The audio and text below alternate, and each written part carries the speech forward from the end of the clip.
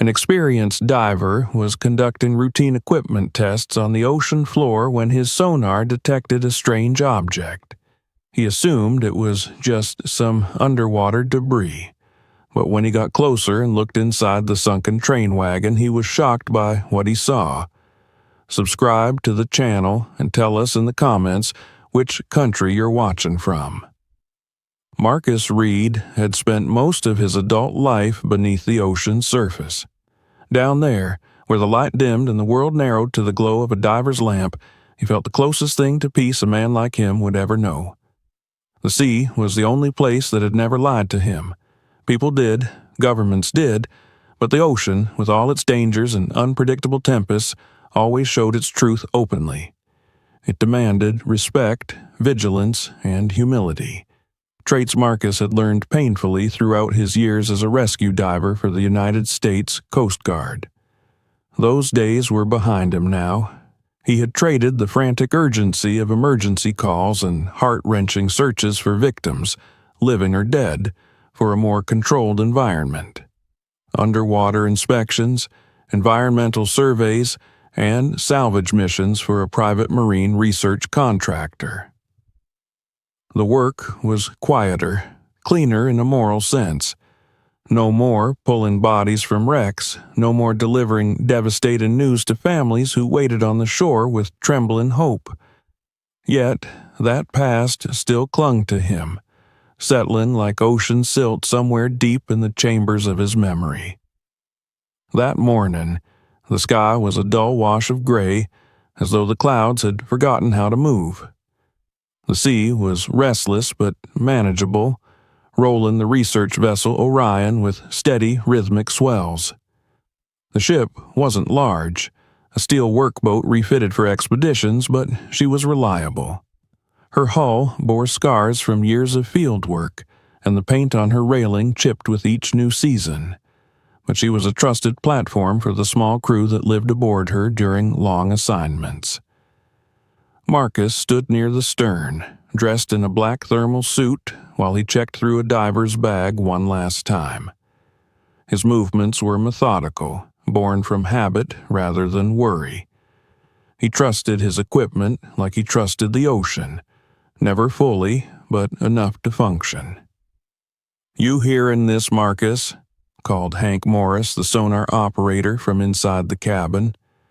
Hank was in his early 30s, forever with his cap turned backward and a perpetual look of mild surprise, as if life constantly provided him with unexpected trivia. Marcus stepped inside, wiping spray from his brow. "What am I hearing?" Hank motioned toward the sonar monitor. A patch of the seafloor glowed with a large, sharply edged shape, casting a shadow pattern too neat and linear to be anything naturally formed.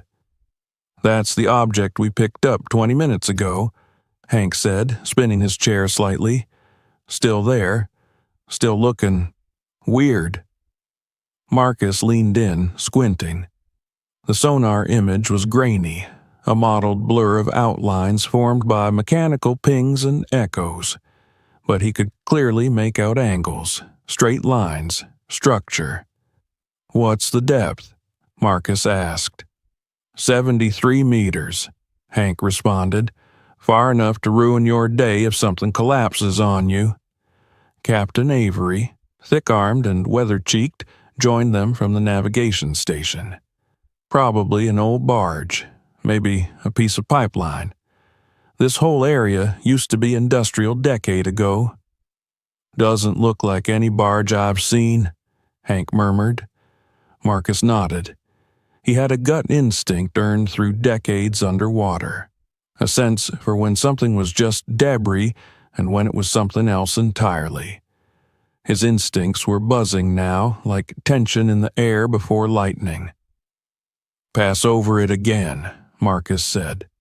The Orion shifted course, the engine rumbling beneath their feet. A moment later, the monitor redrew the object.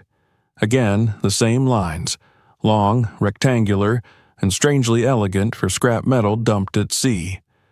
Marcus frowned. "That's no pipeline." "Nope," Hank agreed, tapping the screen. Looks manufactured, symmetrical. Captain Avery scratched his jaw.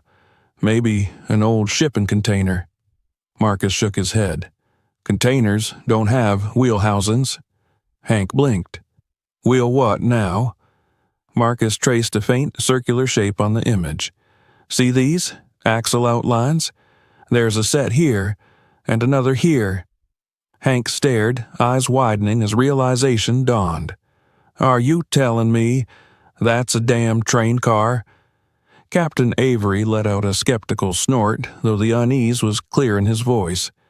A train car? Offshore? There were never tracks out here, Hank added. Exactly, Marcus said.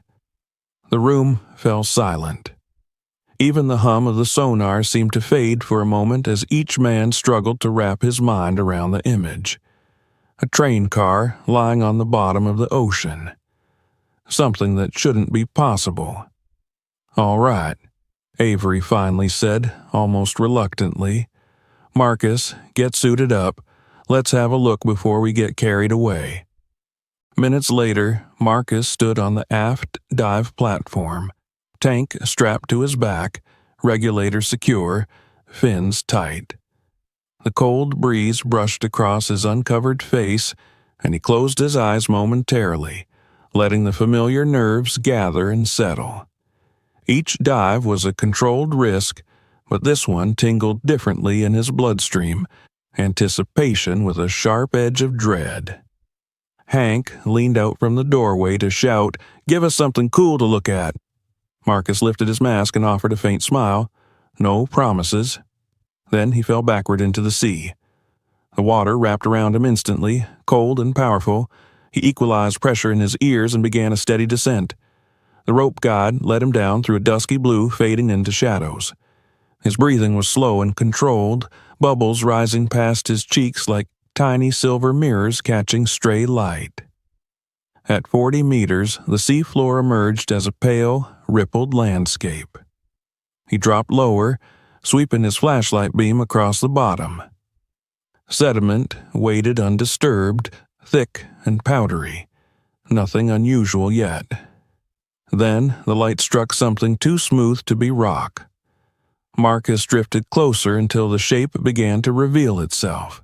An elongated metallic body half buried in sand, barnacles clinging in clusters across its surface.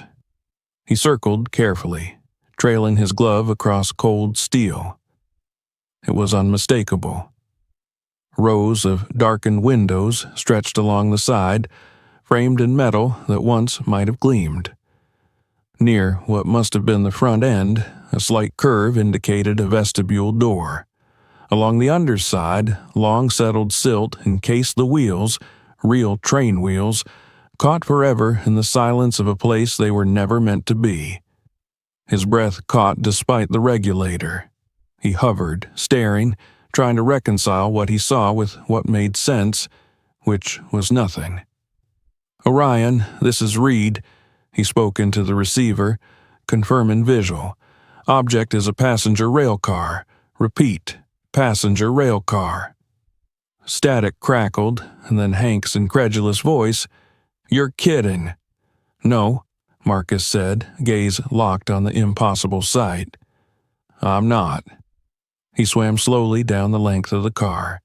Every detail intensified the mystery. The windows were intact in places, their glass clouded but unbroken.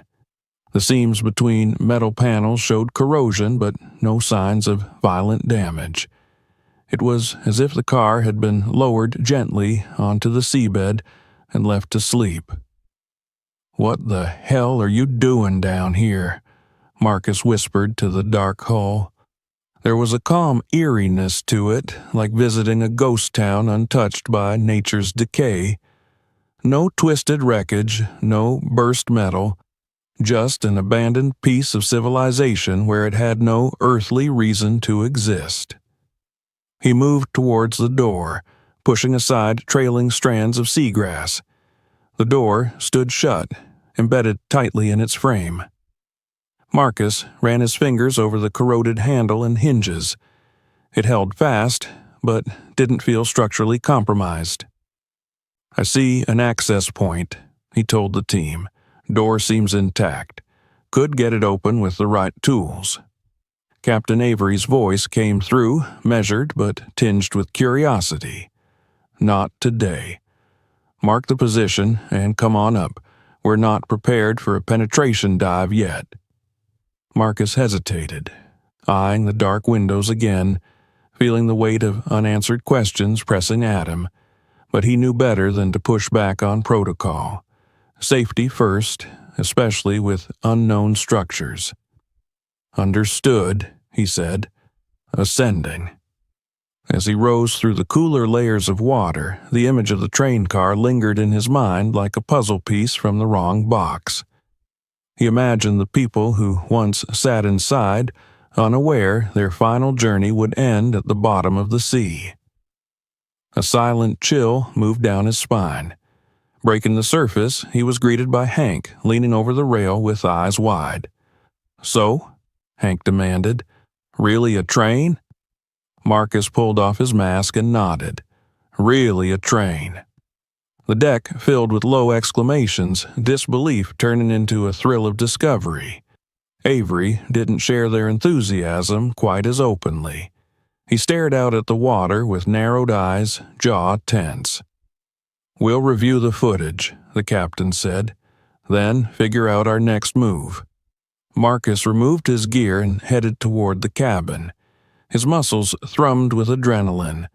Part of him wanted to joke or speculate along with the others. Another part felt something different, an instinctive unease that came from history he had lived through the darkest parts of his job. The ocean had taught him one lesson repeatedly. What sank beneath the waves often carried tragedy with it. As the Orion's engine shifted into a slow idle and the water sloshed against the hull, Marcus stood alone for a moment on the deck. The gray horizon seemed to stretch endlessly, unbroken except by the ghost of a railroad that had somehow found its way to the middle of the sea. Something was waiting for him down there. Not treasure, not scrap. A story buried intentionally, and he had just opened the first page. Marcus barely slept that night. After showering and stowing his gear, he had gone to his bunk intending to rest, but the darkness behind his eyelids only replayed the phantom silhouette of that metal giant crouched on the seabed. A train car, at the bottom of the ocean. The thought alone was absurd, the kind of drunken sailor's tale that brought laughter in bars, not government-issue sonar readings and live dive footage. Yet he had touched the steel with his own hand. He had seen the long rows of windows with his own eyes. Logic screamed that what he witnessed should not exist, but logic, he was learning again, often had very little to do with truth. By dawn, he had given up on sleep entirely. The Orion's engine idled low as the crew gathered inside the main cabin. A hush hung over the room. Marcus, in a fresh dry suit, leaned over the long rectangular table where a laptop projected images from his dive. Frozen frames showed the train from multiple vantage points. Even as a still picture, it exuded an eerie dominance, as though daring them to question the reality of it. Hank zoomed in on the largest section of windows. "Look at that spacing," he said, tapping the screen. 12 seats per row. This was passenger transport, not freight. Avery crossed his arms over his chest and exhaled through his nose. There were never rail lines close enough for a train to end up here by accident. Not even old ones. "What if it was transported on a barge and fell overboard?" suggested Dana, the vessel engineer, though her voice rose at the end, betraying uncertainty. Marcus shook his head. If that were the case, there would be impact damage. Twisted metal, fractured windows. This thing looks almost pristine except for corrosion. Hank added, and wheel sets are still attached. Nobody puts a vehicle on a ship without removing the wheels. "So it was placed there?" Dana asked softly. "Or it got there by a route we don't know exists," Avery replied. The statement lingered like a splash that ripples long after the stone sinks. Marcus tightened his gloves. The longer they discussed, the louder his instincts shouted that they were wasting precious time. There was only one answer, and it lay behind that sealed steel door below. "We can go in deeper," Marcus said, "but I'll need the cutting tool. That door is fused by corrosion." Avery hesitated. It wasn't fear of the unknown so much as respect for it. As a captain, caution was not a weakness, but a responsibility. "You stay in the main cabin of the car," he warned, pointing a stern finger. "You do not open internal compartments or crawl into any space where we can lose sight of you. If visibility drops or communications cut out, you withdraw immediately. Understood?" Marcus nodded once. He didn't argue. Everything the captain listed was the same risk analysis Marcus had already made for himself. He was not reckless. Trained divers rarely were. They just had a different threshold for the unknown. As Marcus stepped onto the dive platform once more, Hank approached him, handing him a fresh communications unit. "Hey," the operator said awkwardly, "if you find anything like a skeleton wearing a conductor's hat or whatever, don't bring it back up here. I'm not equipped for nightmares before breakfast." Marcus gave him a look that was almost a smile. "I'll keep that in mind." He secured the flashlight on his wrist mount, clipped the small cutting torch to his harness, and checked his air gauge twice. Then he did what he had done thousands of times before. He stepped off into silence. The ocean welcomed him again with that enveloping calm. He descended faster this time, guided by the anchor point they had left above the train. His beam cut through suspended particles as he approached the hulking shadow. It grew taller, more defined, until it loomed like some mechanical monument to forgotten history. He swam across the roof line toward the main side door. A bright green rope trailed behind him, connecting him to the world overhead, a lifeline of woven fibers and trust. When he reached the door, he took a moment to hover in stillness. The pressure of the deep pressed in around him. His heart drummed not with fear, but with the electrifying awareness that he was the first person inside this place since the day it died. He pressed on the handle. It groaned, but did not yield. Marcus pulled the cutting tool free from his belt and ignited the torch. A precise flame flared, illuminating swirls of disturbed silt. Carefully, slowly, he melted away the corroded patches that sealed the metal shut. Bubbles rose in frantic bursts from the heated sections as oxidation sizzled into nothing. Several long minutes later, the handle shifted beneath his grasp. With a deep breath through his regulator, he braced his fins against the seafloor and pulled. The door gave, releasing a muted implosion of sand that blossomed inside like a dusty bloom. As it cleared, the darkness within stared back at him, a hollow corridor that seemed both inviting and ominous. Marcus switched on his wrist light and drifted forward, crossing the threshold. Inside, time had stopped. Rows of seats stretched into a shadowed distance, upholstered in once rich burgundy fabric, now faded to a dull wine color. The symmetry of the layout appeared disturbingly intact. The aisle between the seats was narrow, still free of debris except for an occasional object left to decay, a rusted clasp from a suitcase, the metal frame of a pair of glasses, a lunch tin caked in sand. There was no collapse, no chaos. Everything looked carefully arranged, as if passengers might return at any moment to reclaim their places, but instead silence ruled, thick enough to feel like a presence. "Visibility is good. Structure seems stable," Marcus reported, voice steady though his pulse climbed. "Interior is preserved far better than expected." He floated deeper along the aisle, examining each row, as though the stillness might suddenly animate into a story. Light caught an object on one seat, a leather strap buckled around a metal rail. He moved closer.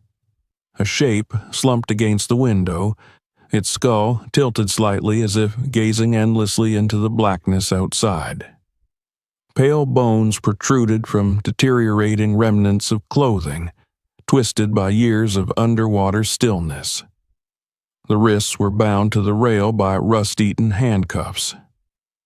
Marcus's breath stuttered. He steadied himself with effort because his first instinct was human, not professional. A life had ended here, sitting upright in this seat. A person remained imprisoned even in death. "Orion," Marcus said quietly, "I've got human remains." Static answered first, then Hank's voice, smaller than usual. "Copy that." Marcus forced himself to focus. The upper body was mostly intact skeletal structure, but remnants of a dark uniform clung to the shoulders. On the chest, pinned by a corroded clip, hung a silver badge that reflected dully beneath his light. He angled the lens closer, capturing the emblem in the camera feed. "It's not a passenger," Marcus said. "This was some kind of security personnel." His beam swept the floor. Something plastic gleamed. He retrieved it carefully, a laminated card encased in a brittle holder.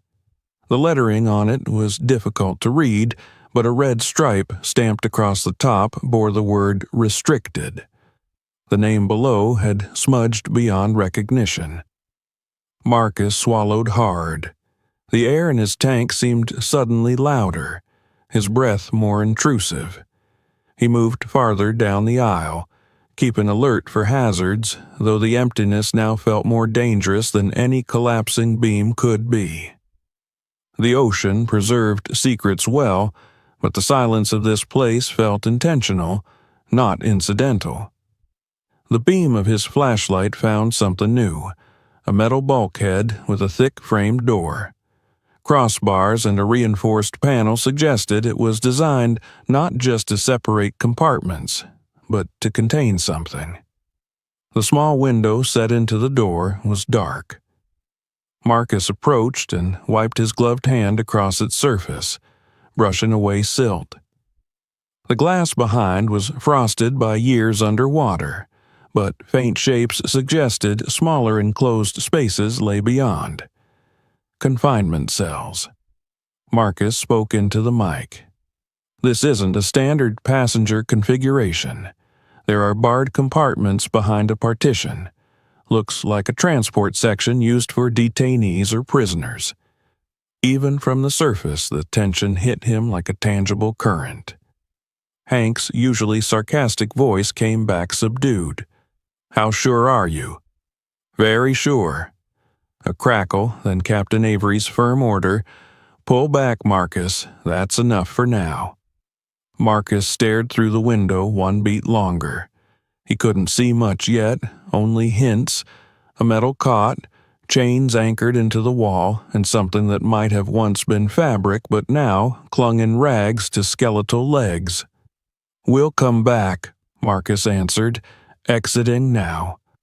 He turned toward the exit, letting his light illuminate once more the rows of empty seats where humanity had once breathed. There was a heaviness to the moment, the gravity of bearing witness. Whoever these passengers were, they did not willingly choose this final journey. They had been taken. He exited the train car, guiding himself back toward the line that would pull him home. As he ascended, sunlight filtered in faint bands, returning color to the world. The Orion waited, bobbing gently above. When Marcus breached the surface and climbed on board, the crew gathered around him in tight silence. His camera remained clipped to his chest, still recording. Avery was the first to speak. "What did you find in there?" Marcus peeled off his mask and looked the captain directly in the eyes. His voice was low but steady.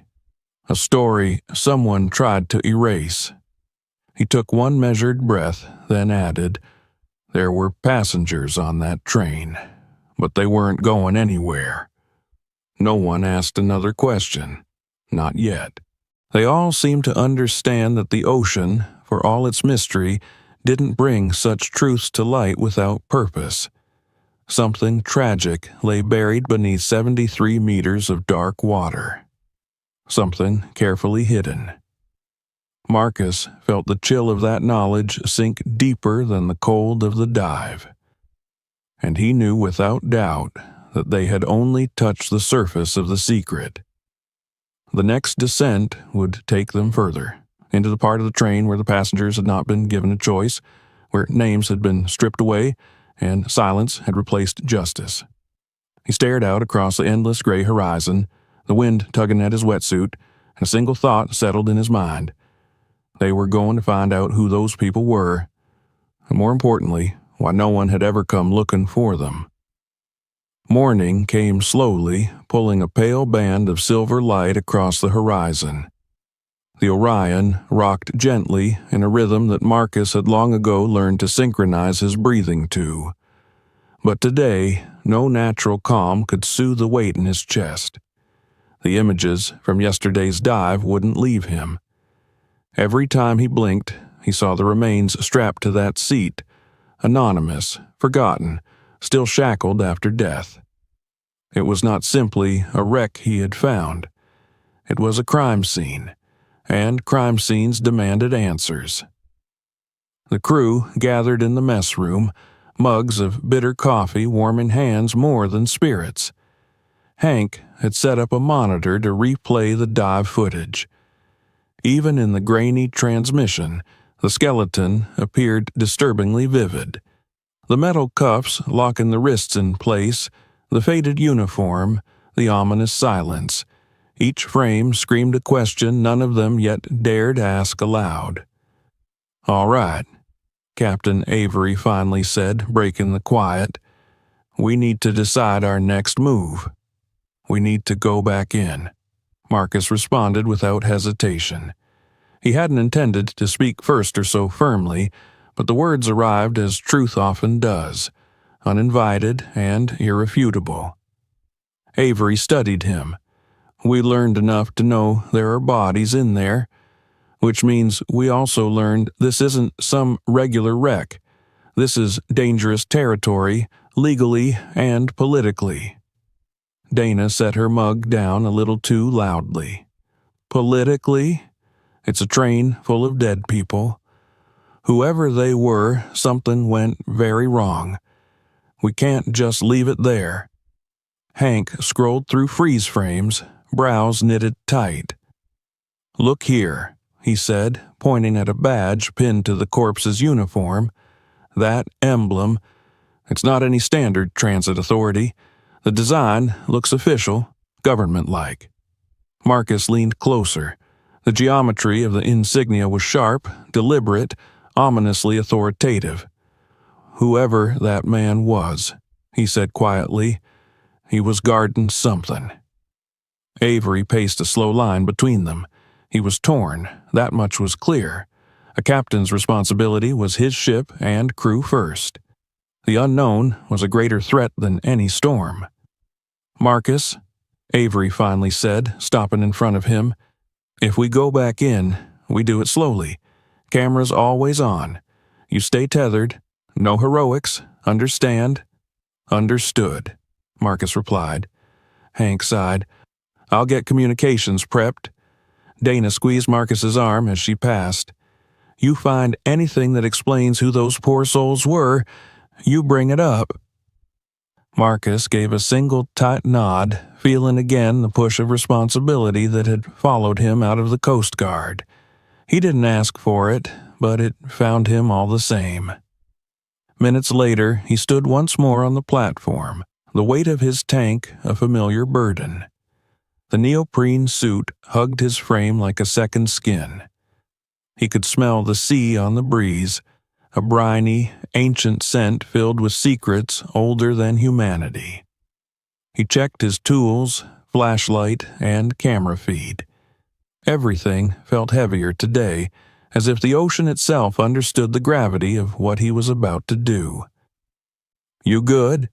Hank asked from the door, trying to fake a confidence he didn't quite possess. Marcus adjusted his mask. "See you soon." He stepped off the platform and descended again into that deepening blue. The surface world faded behind him with each slow inhale of oxygen. The rope guided him downward until the familiar silhouette emerged, dark and unnervingly still, as though observing him with metal-boned patience. He approached the open door, gliding through the silent corridor of seats. The skeleton guard remained exactly as he left it, but Marcus avoided lingering on it. The truth lay farther in. The bulkhead at the rear loomed ahead, its reinforced steel radiating a threat that was not accidental. "I'm at the partition," he reported, proceeding with opening. Carefully, he examined the locking mechanism.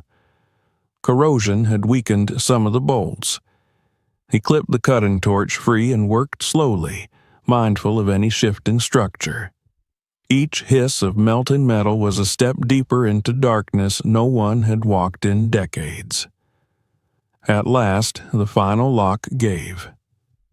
Marcus grasped the handle with both hands and pulled. Silt rushed outward, a cloud of forgotten history cast into motion. He waited in stillness until particles settled. Then he guided his light inside. Rows of narrow compartments lined both sides of the passage. Each cell was no larger than a closet, enclosed by bars thick as a man's thumb. Inside, several cells lay piles of cloth and bone collapsed upon rusted cots. Even in death, the air seemed to remember their suffering. A shiver moved down Marcus's spine as he drifted past the first row. "This was a prison transport," Marcus said. "I'm seeing restraints, cots, remnants of uniforms. Some cells contain remains." "Copy," Hank replied, his voice thin with shock. Marcus floated toward a specific cell where cloth had preserved shape unusually well. The body had not slumped fully into deterioration. It was sitting upright, neck craned toward the door as though someone once begged to be let out. On the wall, behind the form, faint scratches traced desperate patterns, words once carved in a trembling hand. He moved closer. Letters emerged beneath the algae, Names. Beside the word, more carvings formed a partial phrase. "Remember us." Marcus's breath caught in his throat. "They wanted their identity preserved," he whispered.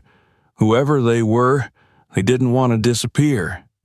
"That's what happened, though, isn't it?" Hank answered. "They disappeared." Marcus did not respond. Instead, he moved to a built-in cabinet beside the final cell. The metal doors were rusted, but not locked. He pried them open and a folder drifted free, pages dissolving into a fragile bloom. But inside, a sealed booklet remained intact, protected by a plastic casing. He held it to the camera. It was a manifest, a prisoner list, columns of names, birth years, status markers. Some had stamps across them, transferred. A few others bore dark red ink reading unregistered, but the most chilling entries were those marked with a single unbroken line through the name, the bureaucratic equivalent of erasure. He turned pages slowly, scanning line after line. Journalists, activists, professors, people whose disappearances had once sparked fleeting protests before fading from public consciousness. Here they were, buried beneath the sea, spiraled into silence. "Marcus," Hank said after a long beat, "this is National Archive-level material. We need to bring that up." "There's more," Marcus said. He turned the booklet and showed the back cover where an official seal was stamped. An eagle clutching a shield, surrounded by an inscription, "Special Transit. Not to be recorded." "What does that even mean?" Dana's voice chimed in, horrified. "It means someone built this train To make sure these people were never seen again, Marcus replied. He angled his light upward. On the bulkhead wall, behind mottled algae, a metal plaque clung stubbornly to the steel. He cleared away the grime, revealing engraved text. Special Transfer Unit Restricted Personnel. No public registration authorized by State Security Commission. State Security Commission. A name weighted with authority and fear. Marcus knew enough about history to understand the implications. Governments didn't erase people unless those people posed a threat. Not a dangerous one, usually, but an inconvenient one. He felt the truth settling like a stone in his stomach. This was no accident. This was deliberate disappearance. Orion, he said, voice low, we're dealing with a covert penal transport.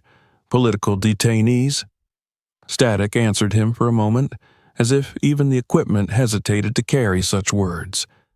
Then Avery's tone arrived, hard as iron. You get out of there right now. Marcus took one last long look at the cramped corridor, the cages that once held living human beings whose names had been stamped out like unwanted records. His heart ached fiercely for strangers he had never met. He turned to leave, but not before he slipped the manifest securely into a pouch on his dive belt. He would not let their final plea remain unread. His swim back toward the exit felt heavier than before. The rows of seats in the passenger area appeared almost mocking now, theater props hiding a back room of misery. He thought of the uniformed skeleton by the window, a guard on the wrong side of history. Ascending through the shifting gloom, Marcus breathed deeply, his exhalations too loud, too fast. The pressure from the deep was gone, but a different pressure had replaced it, one of moral gravity. The rope guided him upward until he burst through the surface, pulling air that tasted sharper than usual. Hands reached to help him aboard. As the team gathered, their faces reflected what he already knew. None of them would ever be the same after what they saw. Well, Avery asked, though the dread in his eyes suggested he already knew the answer. Marcus unfastened the pouch and lifted the sealed manifest with steady hands. They weren't criminals, he said. They were silenced. A hush swept across the deck, broken only by the restless sea slapping against steel. Marcus stared back toward the waves. Beneath them rested the stories of dozens of lives stolen from history, and for the first time in years he felt a prick of that old fire in his chest, the one that once fueled his rescue missions. These people had not been saved in life. But maybe, just maybe, he could help save the truth of who they were. The train had been built to hide them. Marcus Reed would make sure they were seen again. The manifest lay heavy in Marcus's hands, even though it weighed almost nothing. It felt as though he held the sum of 100 stolen lives, compressed into paper that had somehow outlasted their owners. As he set the sealed booklet gently on the chart table, the rest of the crew gathered around in a tense semicircle, each afraid to breathe too loudly in the presence of such damning truth. The metal hum of the ship's generator felt louder in the silence, as though the machinery itself were uneasy. Dana reached forward first, gloved fingers hovering over the booklet without touching it. This is real?" she murmured, her voice breaking the oppressive stillness. "It's real," Marcus said, his eyes still fixed on the ocean beyond the window. The memory of the cramped cells, the etched plea to be remembered, clung to the inside of his mind like barnacles on a hull. Every name in that folder belonged to someone who was never meant to be found. Hank swallowed hard. He wasn't joking now. Humor had no room here. So they loaded a bunch of people onto a train, and then what? Drove it into the sea? Captain Avery rubbed a hand across his mouth, staring at the manifest as if the words imprinted on its cover were a trigger waiting to be pulled. No, it wouldn't have been like that. This was part of a network, a system. They would have planned every detail to leave no trace. He shook his head slowly. Something went wrong. Those words hung in the air, a puzzle missing its final piece. Something had interrupted the perfect crime. Marcus felt that urgency burning again. The unanswered questions stretched beneath the surface like the train itself. "There's another section I haven't explored," he said at last. "Forward of the passenger cabin." Avery's gaze flickered with conflict. He had already allowed more than caution dictated, but the truth was now bigger than fear. "Do you believe there's more inside that could explain what happened?" "I do," Marcus replied. Avery exhaled deeply through his nose, the weight of his decision visible in the tension across his shoulders. "Then you go. But we stay alert. If this was a government operation, or worse, someone could still care very much about keeping this buried." Marcus didn't comment. The implications were clear enough. Some crimes didn't remain forgotten because of neglect. They remained hidden because someone kept burying them. Hours later, he stood once more at the platform. The sea had calmed into a deceptive smoothness, as if it too were holding its breath. His equipment had been double-checked. The camera feed was live. The cutting torch had a fresh gas cell. He inhaled slowly, centering himself. Another descent, another chapter in the story no one asked to read. He dropped backward into the cold embrace of the deep. The descent felt slower this time, though in truth he moved just as swiftly. But now every meter of water he passed represented a threshold into darker human intentions. When the train appeared again, its contours materializing from the gloom, Marcus felt almost as if he were approaching a tomb. Except tombs were made for burial. This had been made to erase. He swam along the side of the car, avoiding the open door he had used before. Instead, he followed the contour toward the front. The hull showed signs of impact at the very nose, a dent where metal had crumpled against something solid before falling. Perhaps the track led close enough to a cliff above the sea. Perhaps sabotage. Or maybe a final, desperate struggle by its human cargo. He found the front compartment door. It was narrower, reinforced, and much more heavily corroded. Something told him this section had not been meant for casual access. His fingers brushed across the locking mechanism. Hinges, though rusted, remained intact.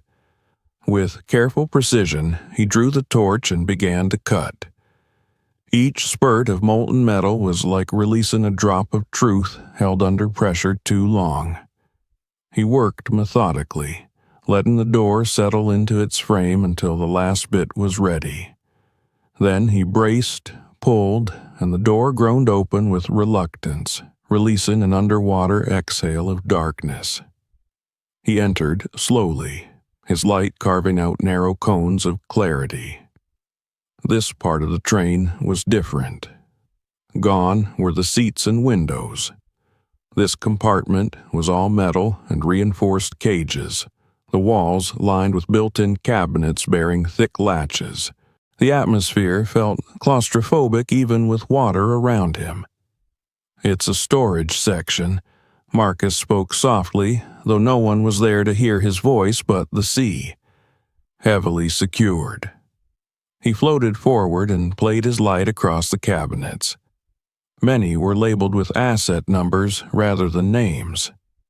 Some doors had sprung open from decay, their contents visible. Marcus reached toward a half-open compartment and steadied himself before looking in.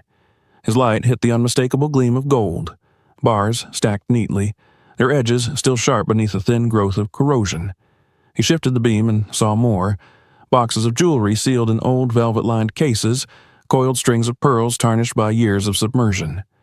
It wasn't treasure meant for the deep, it was treasure meant for those who thought themselves untouchable. In the next cabinet, he found paper bundles wrapped in oilcloth, currency notes, government bonds, documents of large financial transfers. He turned the camera slowly so those above could see. This wasn't just a prison transport, he said. This train was a bank vault. On the feed, Hank swore under his breath. Dana whispered something like a prayer. Captain Avery remained silent, but Marcus could imagine the grim look tightening the man's face. He examined the items more carefully. Some of the documents bore official letterheads, transactions between institutions that should never have been partners. These weren't petty thieves or small-time corruption victims. This was systemic, institutional, calculated. The train carried the political enemies, and the price paid for their removal. Marcus felt the horror of it unfolding. Wealthy and powerful figures had paid to make inconvenient people vanish, and the payment traveled alongside those captives like a twisted guarantee. Their silence bought in blood and gold. "Orion," he said quietly, "I think the prisoners were leverage. Payment was transported here to ensure promises were kept." "Who would do this?" Hank asked, his voice thin over the feed. "The kind of people who don't need names," Marcus answered. He moved to another sealed container, one larger than the others. The latch took effort to pry loose. When he opened it, a folder drifted outward, its strings tangled in the water. He caught it and eased it open. Inside lay correspondence stamped top secret. Even after decades underwater, the ink had held. He read aloud what he could. Asset transfer confirmed. Subjects cleared for special route. Cargo to be erased from logs. Avery's voice entered the channel, low and controlled. "That's a kill order." Marcus continued scanning page after page. These documents were evidence, historical proof of atrocities committed not in shadows, but under official sanction. He placed the folder into his pouch beside the manifest. Then his beam shifted to a logbook secured to a clipboard in the corner. The entries inside, though blurred, included timed locations, checkpoints, and one final chilling note. Upon arrival, delete roster, release funds, dispose remainder. He stared at the line until the words burned into him. Dispose remainder. Those people in the cells weren't prisoners waiting for trial. They were cargo marked for disposal. They were never meant to reach any port alive. A sudden thud reverberated through the compartment, sharp and alarming. Marcus's head snapped toward the sound. A panel near the ceiling trembled as if something beyond it had shifted. The structure wasn't entirely stable. He needed to leave. He backed out carefully, securing what he had collected, aware that any final collapse would bury the truth forever. The sea around him felt colder as he exited into the main aisle, leaving behind the shadows of greed and cruelty preserved in salt water. As he swam upward, images of the treasure and the prisoner's clawed plea, "Remember us," played like clashing scenes of wealth and suffering. Humanity at its most callous. History at its most unforgiving. Breaking the surface, Marcus sucked in the raw ocean air. Hands pulled him aboard. The weight of his findings pressed his shoulders forward before he even removed his tank. He placed the pouch on the table once more, and Avery opened it, jaw tightening as he and the others examined the damning evidence. "This wasn't a transport gone wrong," Marcus said, voice hoarse. "This was an execution with paperwork." Silence consumed the deck. No one could meet each other's eyes. Avery finally spoke, though reluctantly. "We can't handle something like this alone. We need to notify authorities." Marcus looked at him sharply. "Which ones?" The captain hesitated because the truth had begun to show its teeth. The perpetrators weren't criminals hiding on the fringes. They were the architects of power. Hank glanced nervously toward the radio equipment. "Whatever we do, someone might already know we're here." Marcus watched the waves lap against the hull, a dark expanse hiding a darker truth. He knew what was coming next. They were still early in this fight, but one thing had already become clear. The sea kept the train hidden. People would kill to keep it that way. And someone, somewhere, was about to realize that decades-old secrets had finally begun to surface. There was a heaviness in the air aboard the Orion that no sea breeze could lift. The evidence laid out on the table between them felt radioactive, as though simply being near it carried danger. Marcus could see it in the way Captain Avery's fingers hovered over the folders without touching, in Hank's pacing and Dana's clenched jaw. They all understood what they had discovered. They also understood what such knowledge would cost. "We have to bring this to the authorities," Avery said again, though his voice lacked the conviction it once held. "This is bigger than any of us." Marcus stepped closer, his expression unwavering. "Do you trust the authorities to do what's right with this?" Avery opened his mouth, but no sound emerged. He looked down. That silence, in a captain normally so sure, told Marcus everything he needed to know. These documents, those bodies, they weren't meant to be found. Whoever erased these people didn't lose sleep over it, Marcus continued. We report this, the wrong people here first, and it's gone. The wreck, the evidence, even us. Dana bit her lip. She'd always been the optimist on board, but even she couldn't find hope here. Who would want to cover something like this up now? It's history. History only matters when it threatens the present, Marcus answered. Hank finally stopped pacing. So what do we do? Sit on the biggest discovery of the decade and pretend we didn't just find a ghost train full of murdered innocent people? No, Marcus said, letting that word anchor them. We document everything we can. We gather proof before anyone knows we have it. And when this blows open, the world sees it, not just whoever signs off on investigations behind closed doors. Avery braced himself against the table, as if steadying both his body and his conscience. We already notified coastal authorities that we found a large object. They'll want an update. Marcus's gaze hardened. Then delay them. Tell them we're evaluating structural risks. Tell them visibility is bad. Tell them anything that gives us time. That might only be a day, Avery warned. Maybe less. Then we use that day, Marcus said. His voice wasn't loud, but its steadiness pushed back against the fear creeping through the room. He had once delivered tragic truths to families on cold docks. He had been the one to say, "I'm sorry, we found them too late." Today, he could choose a different ending. They agreed to divide tasks. Hank would back up every second of dive footage 3 different ways. Dana would prepare a secure copy of all scanned documents, saving them in multiple encrypted drives. Avery would polish a message to the coastal station that sounded informative yet useless, just enough to keep outsiders at bay for a few hours more.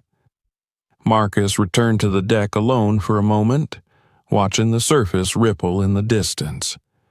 The calm ocean was a liar today. Beneath the surface waited proof of one of the cruelest acts a government had ever hidden. He took a slow breath. He wasn't afraid of the ocean, but he felt eyes in the waves now, watching. Just before midday, another blip appeared on radar, an approaching vessel. "It's a patrol ship," Hank called from inside. "Not ours." Avery appeared beside Marcus and studied the horizon through binoculars. "Damn it, that was fast." "They're coming for the wreck," Dana said. Her voice trembled with urgency. "No," Marcus corrected, his tone darkening. "They're coming for us." He didn't wait for a command. He grabbed the waterproof case containing the manifest and financial records and disappeared down the interior steps. He had learned a long time ago, when the powerful field threatened, they moved quickly and without hesitation. By the time the heavy footsteps of new arrivals clanged onto the Orion's deck, Marcus had already stashed the most sensitive items deep inside a compartment under the floor grid of the engine room. It wasn't perfect, but it would buy time. The uniformed men who boarded were not coastal police. Their attire was too neat, their boots too polished, their grips on their holstered weapons too familiar.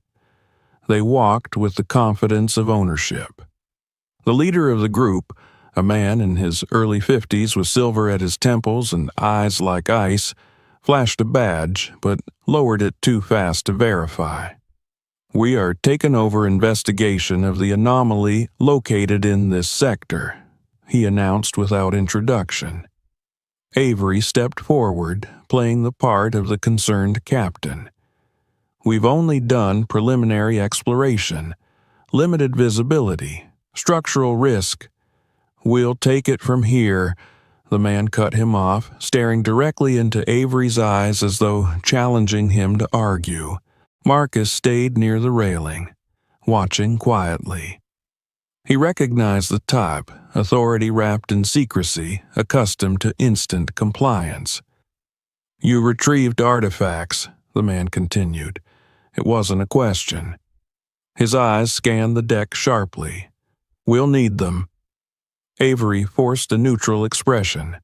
"Artifacts? No, nothing yet. We're only at the reconnaissance stage." The man stepped closer, and suddenly the sea seemed colder. "Don't insult my intelligence."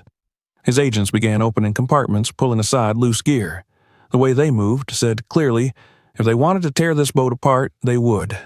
Marcus clenched his jaw but didn't move, even when one agent rifled through his personal kit. The leader nodded to another officer. "Secure electronic data." Dana tensed visibly. Hank's hands hovered protectively over the laptop. "Sir," Hank began cautiously, "most of our systems are internal logs. We haven't even—" The officer snatched the laptop from his grip, ignoring the startled protest. "This is government property now," the silver-haired man declared. Marcus stepped forward, slow and deliberate. "Who are you exactly?" The man turned to face him fully. For a second, Marcus thought he saw satisfaction flicker in the man's eyes, the satisfaction of confrontation. "You don't need to know who we are." "Funny," Marcus replied, voice steady. "That's usually what someone says when the answer incriminates them." Dana's breath caught, and even Avery flinched. The man's jaw tightened. He stepped close enough for Marcus to see the faint scar just below his left eye. "You're a diver," he said quietly. "Remember that. You go where you're told. You see what you're allowed to see, and then you keep your mouth shut. Understood?" Marcus stared straight into his eyes, unblinking. "I don't know how to do that." The man smiled without warmth. "Then learn fast. Your lives will be quieter for it."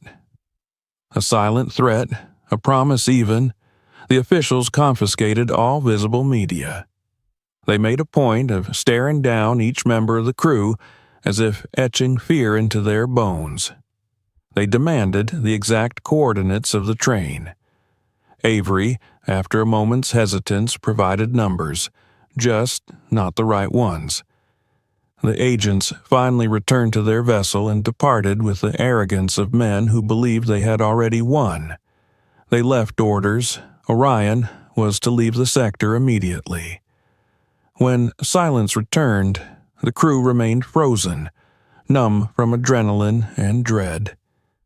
"We're leaving," Avery said, throat tight, "but we're not abandoning this." Marcus nodded. "Good, because now we know we're right." That evening, under red cabin light, they reviewed the hidden backup copies Hank had managed to save before the boarding. The footage remained, the scans remained, the truth remained, but so did danger. "Whoever they are," Dana whispered, "they'll come back." Marcus responded quietly, "We'll be ready." He had seen this tactic before, silence enforced by fear. Once he had worn a badge and sworn to protect people from such abuse. Today he stood on the other side, protecting the truth instead. He sent a coded file to a trusted journalist he had known from his rescue days, a woman who had exposed corruption in Navy procurement before being quietly blacklisted. He knew she'd be awake, searching for something worth risking everything again. His message was short. "If I disappear, a train full of lost souls lies at the bottom of the sea. Find them." He pressed send. Late that night, Marcus stood alone beneath the stars. The sea below him held countless stories, this one darker than most. He wasn't naive. He knew a storm was coming, one made not of wind and waves, but of power and secrets clawing to remain buried. He looked down into the black ocean and whispered to the invisible wreck below, "I'll make them remember you." And in the quiet, the sea itself seemed to listen. Sleep had become an illusion aboard the Orion. Every creak of the hull, every shift of the sea felt like a warning, eyes watching from beyond the horizon, waiting for the right moment to strike. Marcus walked the deck late into the night, unable to sit still. He had never been one to ignore instinct, and his instincts told him everything was escalating faster than they could control. But fear wasn't the only thing that kept him awake. Hope flickered too, fragile but persistent. He had sent evidence out into the world. The truth no longer lived only in the deep. By dawn, a haze of fog rolled in, shrouding the water in a heavy veil. The crew gathered inside the cabin, not to eat or exchange small talk, but to stare at the radar screen. A dark shape moved steadily toward them. Not the same patrol ship as before, but one unmistakably official. "This is it," Avery said under his breath. Marcus stood straighter. "Then we face it head on."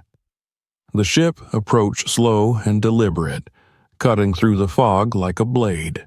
When it finally drew alongside the Orion, its side reading in bold Navy letters, "International Maritime Watch," Avery's eyes widened in surprise. "Not who we expected," Dana whispered. A boarding party arrived, but this time something was different. There was no swagger, no smugness. Their uniforms bore patches of an international oversight organization unaffiliated with any single government.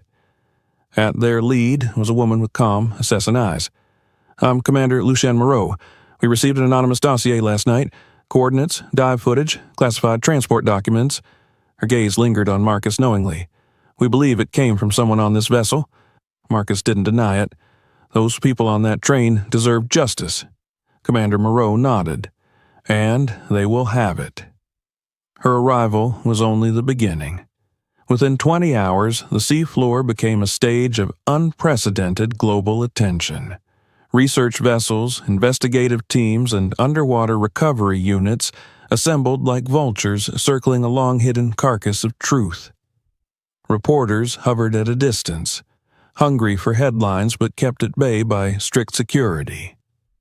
Marcus suited up again, not alone this time. Elite divers accompanied him, each broadcast tethered to a command ship above. They descended together, beams of light dancing like stars across the drowned train.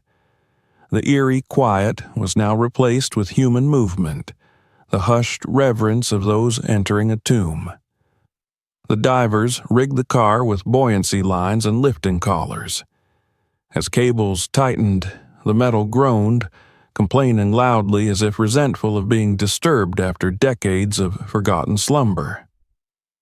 Marcus guided them, pointing out where structural weaknesses lingered beneath corrosion. Slowly, inch by inch, the seafloor gave up its secret. The train broke free from the sand with a muted roar of displaced silt and history. It rose through the darkness like a ghost ascending from hell. When it breached the surface, the world above gasped. Cameras flashed, voices rose, lifetimes of silence ended with sunlight striking rusted steel. On shore, the train was transferred to an enclosed port hangar under armed guard. Investigators and forensic teams descended upon the evidence like ants, cataloging every inch. They opened sealed compartments, documented skeletal remains with meticulous respect, and recovered personal belongings from the prisoners' cells: photographs, letters, wedding rings, remnants of lives violently interrupted. Families searching for the missing came from every corner of the world. Some brought photos worn from decades of handling. Others carried stories passed down like heirloom grief. One by one, they approached Marcus, not because he was the only diver who found the wreck, but because he had refused to leave the truth drowned. A woman in her 70s clutched his arm, tears cutting lines down her wrinkled face. "My brother," she whispered. "They said he ran. They said he abandoned us. But he didn't. He was taken." She pressed a shaking hand against her heart. "You brought him home." A younger man, eyes red with sleepless gratitude, said, "My father always told me that fighting for truth was dangerous. He paid the price. But you made sure the world saw what happened." Marcus listened to every story. He didn't have words of comfort, but sometimes presence alone was enough. These people had lived without answers for too long. Now, finally, those answers breathed air again. Government officials were forced to comment. Some feigned ignorance. Others expressed horror, swearing accountability would follow. But under oath and global scrutiny, former officials cracked. Documents surfaced, transactions traced back to powerful banks. The existence of the State Security Commission, once dismissed as conspiracy, was acknowledged publicly for the first time. Trials began. Some perpetrators had already died. Some fled. A few stood in court pale as the bodies recovered from the train. Marcus attended one of the hearings. He sat quietly in the back, unseen by cameras. When a defendant nervously declared his innocence, blaming the authority above, Marcus thought of the scratches carved into cell walls. "Remember us." Those souls needed no court to convict their killers. History would do that more thoroughly than any judge. After months of intense international focus, a memorial was erected. The train car itself, cleaned but left scarred, was placed inside a museum built near the shoreline from which it had been meant to vanish. A permanent exhibit bore photographs of the victims and the timeline of their disappearance. A plaque near the entrance read, "They tried to erase their names. The world has etched them in history." Marcus took a long moment before stepping inside for the first time. The air smelled faintly of new plaster and flowers brought by visitors. He walked slowly down the length of the restored aisle. Everything was brighter now, the darkness replaced with harsh truths spelled out for anyone willing to face them. He paused at the seat where the guard's remains had been found. A simple sign beneath it read, Even those who follow orders are not free of consequence. He continued onward, past the reinforced partition into the prisoner area. The cages were intact, but the bones were gone now, laid to rest by their families. Their stories, however, remained here forever. Dana appeared beside him quietly. Hard to believe how much has changed since the day we found this thing. Marcus nodded slowly. The sea knew, he said. It just waited for someone to listen. Avery and Hank approached as well. The crew stood together, united in a bond forged from uncovering tragedy. They looked out across the car. No longer submerged, no longer silent. Reporters in the gallery photographed the train, not with morbid curiosity, but with reverence. Children walked through asking questions. Teachers explained how history must be confronted, not erased. This is what justice looks like, Hank said. Not perfect, but better than drowning in secrets. Marcus placed a hand on the cold steel wall. His reflection faintly stared back, worn and changed. He didn't feel like a hero. He felt like a witness, someone who had simply refused to turn away. As he stepped outside, the wind from the sea greeted him again, carrying the scent of salt and memory.